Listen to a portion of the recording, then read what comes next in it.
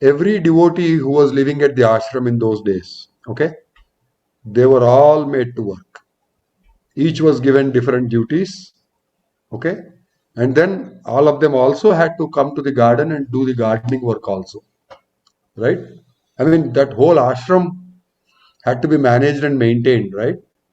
So there were about 30 devotees living in the ashram in those days. Slowly people gathered there, okay. Yashodakka came, then I was there, then Ansuyakka came, then Krishnamurti, a devotee by the name of Krishnamurti, then a devotee by the name of Jagadish, then a devotee, lady devotee by the name of Madhu. So we all gathered there gradually, and then the number went up to 30. Koteshwar Rao came later on, okay, like that. And then there were also Swamiji's relatives, Kondaya, then Venkatraju, their families, their wives and children, they were all living there. So we were about 30 of us continuously living at the ashram, right? Everybody had to do the work. Nobody was left alone like that. Okay. Not only this, not only at the Bangalore ashram, people who know about Babaji, whose original name was Srinivasa Dikshitar, when he came to Swamiji, he took sannyasa. Okay, but in spite of that, Swamiji sent him to the Dehradun ashram and made him take care of the ashram there. He had to do the cooking, the cleaning, the puja, and all that there.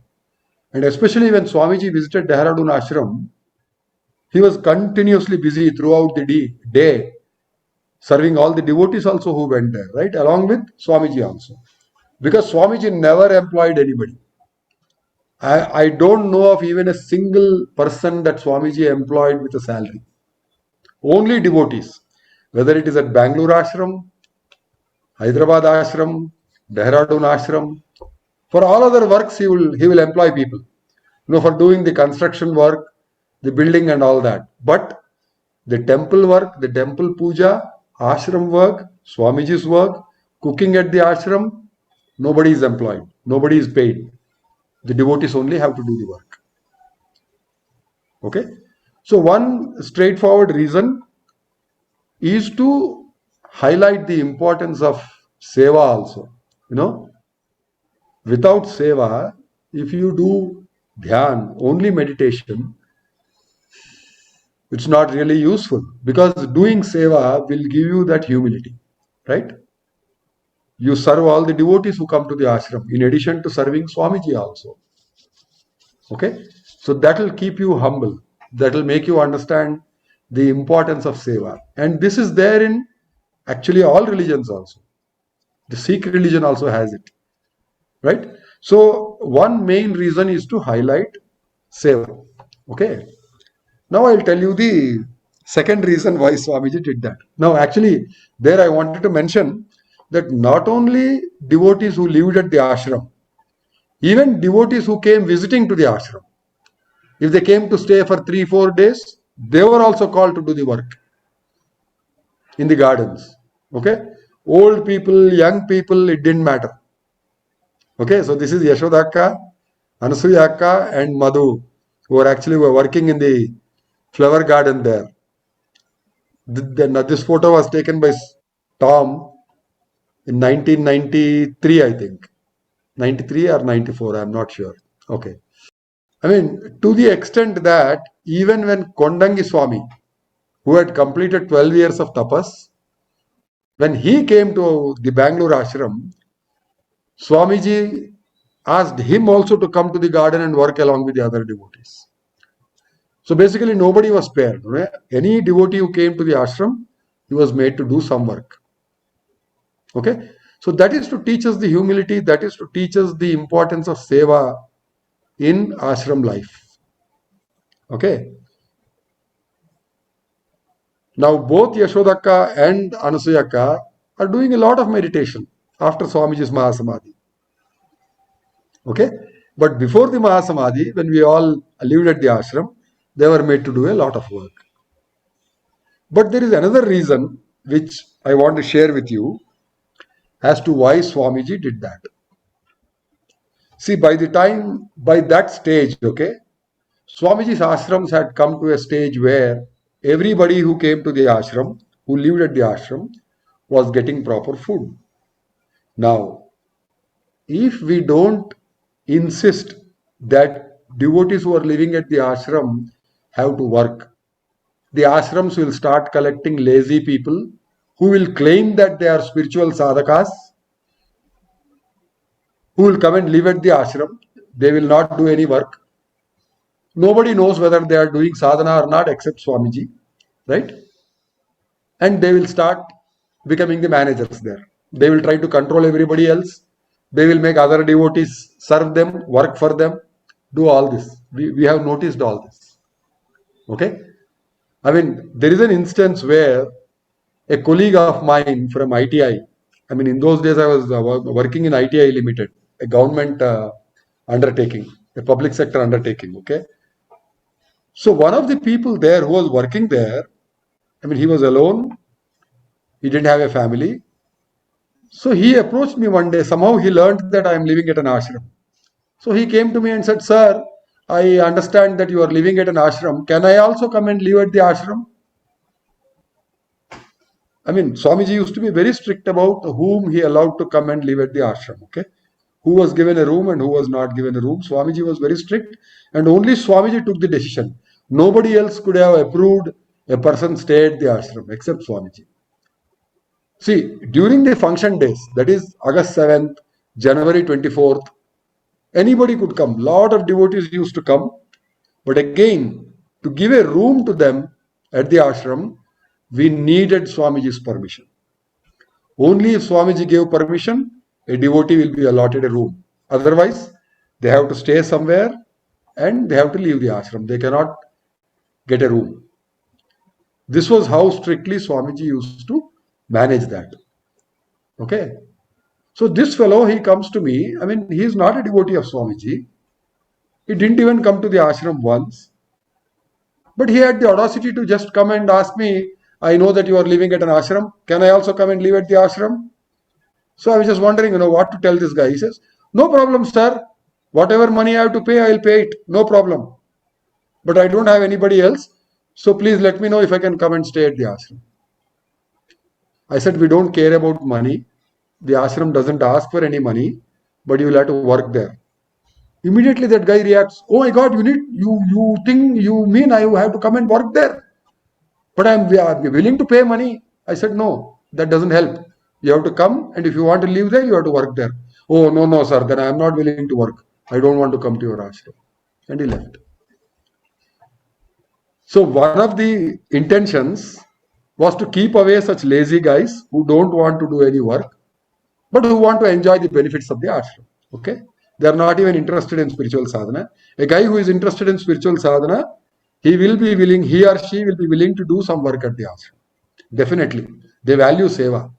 It is only the lazy buggers who want to just enjoy the benefits of the ashram. They come and stay there. Okay? I mean, they come and ask for permission to live there. Let me relate an incident in that aspect also. Once I went to Adivarapeta ashram. I was visiting the ashram, and then I learned that a guy had come there, a middle-aged guy, and he claimed that he was doing a lot of sadhana. I mean, long hours of dhyan, meditation. So he came and then he begged the trustees. He asked the trustees for permission. So the trustees gave him a room to stay. Okay, so he stayed there, but he was asked to come down to the kitchen area, and so he could have his meal along with the others in the ashram, 3 times a day, breakfast, lunch, and dinner. So I heard about him, I learned about him, but he was not known to me at all. He was not a devotee of Swamiji. Okay, just he came and asked the trustees. He learned about the ashram. He learned that there are rooms available, and he learned that people are also fed there. So he came there, he took a room, and then he was staying there. We don't know whether he was doing any sadhana or not. I don't know. Then one day, he came down for his meal and then he met me. First time he met me, okay? I don't know. He must have thought that I am some manager there, or I'm nobody there at the ashram. Okay, I'm only a devotee. So he comes to me and he says, sir, I am here to do spiritual sadhana. I said, okay, is that so? Okay, interesting. Then he says, people like me who are doing spiritual sadhana, they require some special food. I was surprised. I mean, what does this guy mean, special food? Then he said, the food that is being served here, that is not suitable for people who are doing serious sadhana.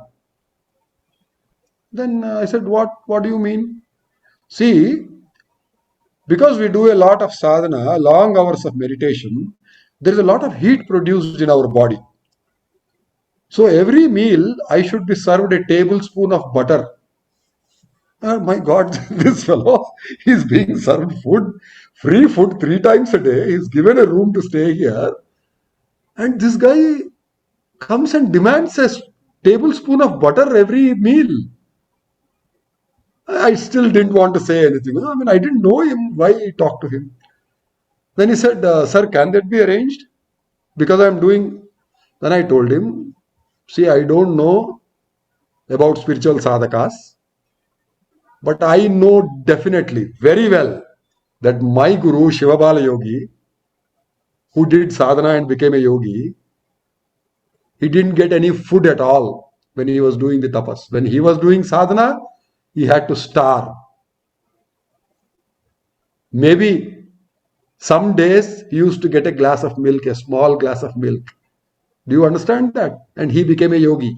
And today you come here, you stay at the ashram, and you are demanding a tablespoon of butter with every meal. My guru never had any butter while he was doing sadhana. So it was very clear to me that this guy is not interested in sadhana, is not going to continue it.